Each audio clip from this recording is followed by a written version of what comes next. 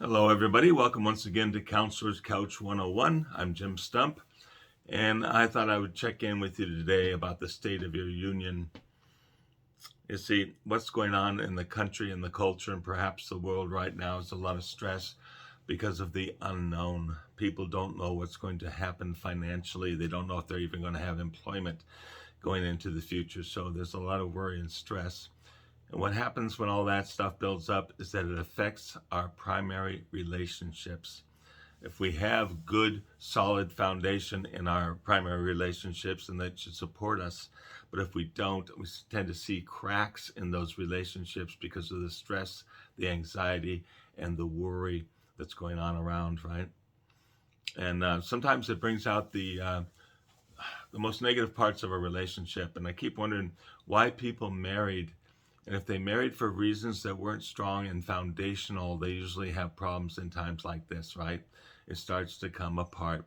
Um, it is so easy to turn and to snip at the people that are closest to us, the ones we care about the most. What was that song? You always hurt the one you love, the one you shouldn't hurt at all. That's really true. But the thing of it is, if you are hurting the person that you're with, I'm wondering if that's the one you shouldn't hurt at all. Maybe you're in the wrong relationship.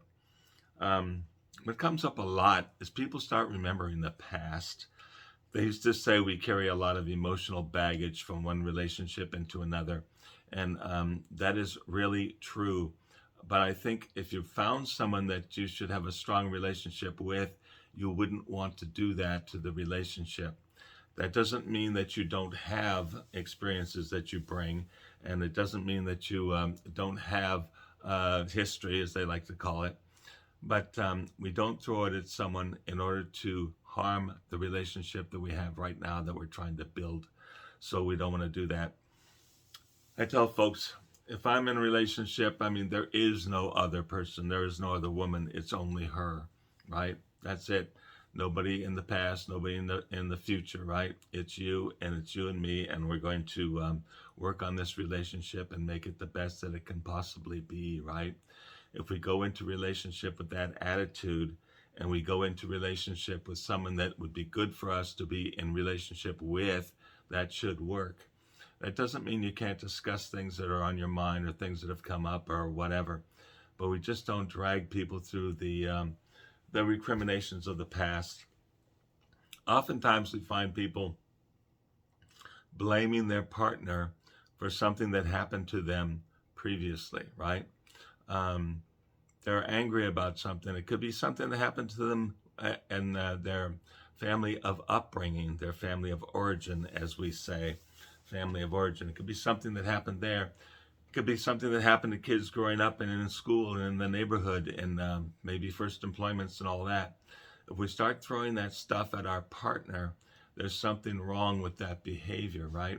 And why would we do that? Why would we take out that past hurt on someone that we're trying to love now? And if that's something that folks are engaging in, I suggest that you sit down and talk to somebody about that and get it out of you so that you don't harm the relationship you're trying to form now, right? It really is crucial. Are you in it together? Are you in it to win it? Are you in it for the entire long haul, the duration? Or did you get involved into a relationship for other reasons? I recently was talking to a woman, and she was telling me about her relationship, and it seems that her husband wanted to possess her. It's not that he loved her. Now this came up through a discussion and through looking through the issues, right? It didn't come up because she said it.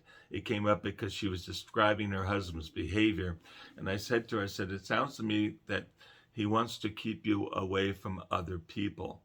Now, I'm not talking about a narcissist and a domestically violent relationship. I'm just talking about a normal guy who is wounded in the past and doesn't want to go through it again. And he's trying to keep his wife away from things. That has a detrimental effect on a marriage. It really does. But I understand where it's coming from. I'm not saying I understand that it's healthy because it is not healthy, but I get where it's coming from. The man wasn't there. He did not want to marry this particular woman out of love. He wanted to marry her to possess her, to keep her away from other men. That's what she was describing, and that's what I pointed out. She wasn't necessarily agreeing with me all the way, but she did say that that sort of fit the scenario. And then when she took it back into her couples counseling, right, then it started to come out. And I was thinking along with her, well, we had several conversations. I was thinking along with her recently and saying, if your husband can work that out in your husband's own personal counseling and not bring it into the marriage, then you have a chance. But if you can't let go of it, it's probably going to be something that's going to break you up, if not soon, then later, because it doesn't seem to be going away.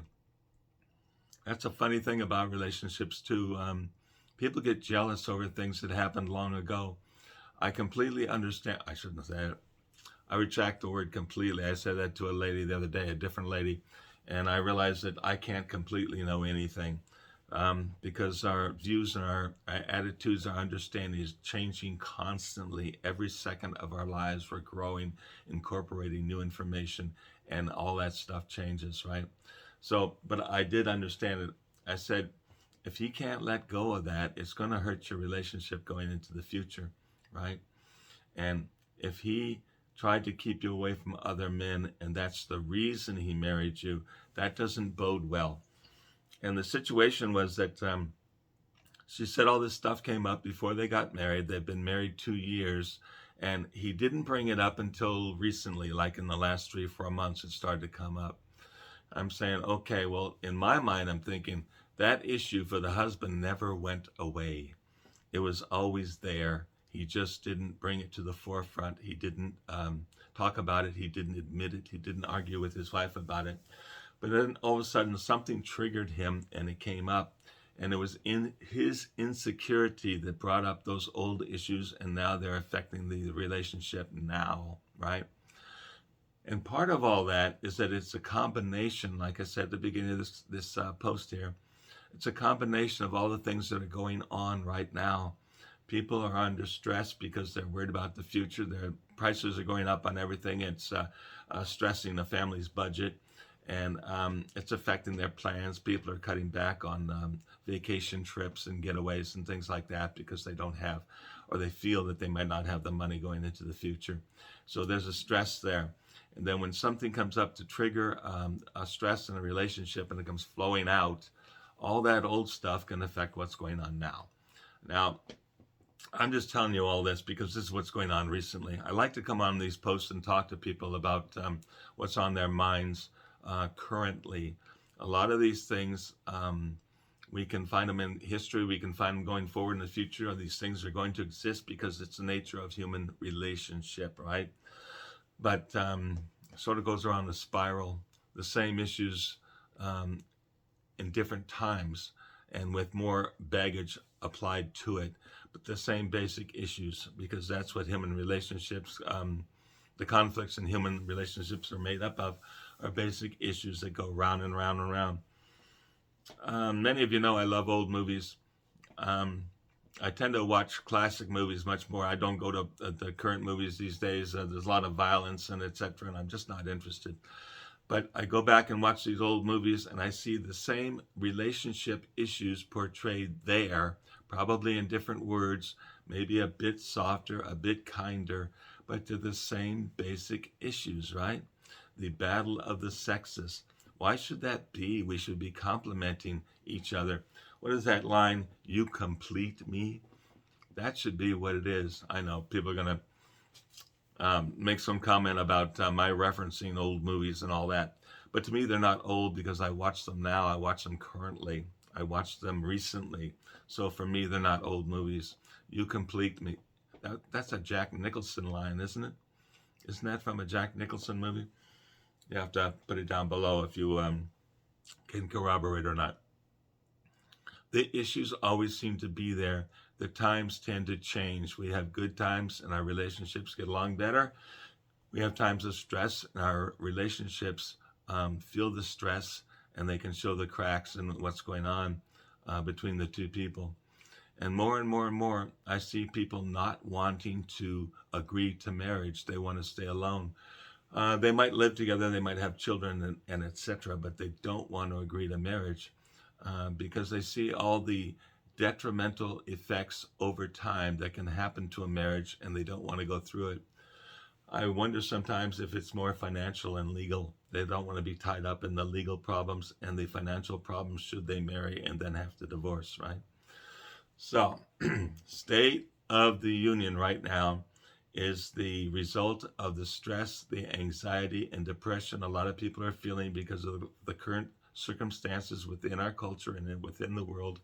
And they're playing out and they're triggering things from the past in our relationships. Just some things to think about if it's coming up for you. You can talk to somebody, but when it comes to talking about stress and anxiety about what's going on in the culture and what's going on in the financial condition of the country, there's not a whole heck of a lot a counselor can do for you. A lot of people just say, I just need someplace to vent, someplace safe where I can say all these things that are bothering me and nobody has to get mad at me and nobody has to be defensive and nobody has to tell me to change my mind or to get me to stop talking that way. I just want to vent. And if that's what you come to counseling for, it is a good place to do it. That is something that counseling can provide for folks, a safe place to vent. You're not going to have to live with what you say. It's not going to be thrown back in your face. You're not going to face recriminations because you're believing something negative or you're fearing something negative. None of that. It's a good place to go. That is to say, take it to counseling and release it there because it is safe and it won't come back on you. But when you start looking at the culture and the climate and the times and like that, and you say they're affecting your current relationship, we got to figure out what it triggered, right? Because we're going to have good times, we're going to have bad times. And if the relationship is strong, it should get stronger through all of those experiences together. So if it's affecting your relationship, what is being triggered? And oftentimes, if the relationship is not going to last, it's like, well, why did you get married in the first place? I used to ask that of folks. I mentioned this long ago when I was in my early 20s and people were running off and getting married and this and that. I asked them why they get married, and they would come up with all sorts of reasons, but I never heard any one of them say back in that day, none of them said, I can't stand to be without her. I want to be with her the rest of my life. I love her madly. No one ever said that. They said other things, right? You know, I want to have a family. It's about that time. I've been with her a long time. I can't see being without her, etc. And sometimes those reasons don't carry for the distance, right? They don't last a lifetime. Things change. So if you're having trouble in your relationship and you think it's being triggered by the current situation, well, then let's figure out what was being carried in that person's mind that did get triggered, that's affecting their outlook on their lives and their relationship now. If you're going through any of that, please put it down below because that makes these posts a lot more current and relevant to what we're all going through. If you find any kind of stressful things affecting your relationship, please mention them below and tell me what they are in as much detail as you can, because by sharing that, we all learn, we all grow, we all get better, and we all have our relationships become that all that they can be. They become the best relationships we can possibly have because we're learning by sharing our experiences, right? There it is. State of the union. And by union in this, I mean marriage. State of your marriage. How is it doing given the current stresses of the current situation in the world and in our culture? Let me know what you think. Love to get your comments and your emails. By the way, the email address is counselorscouch101@mail.com. counselorscouch101@mail.com. If we can make these posts more interactive, we all could benefit. I thank you for stopping by. Look forward to talking with you next time. Be good to people you love. Just saying.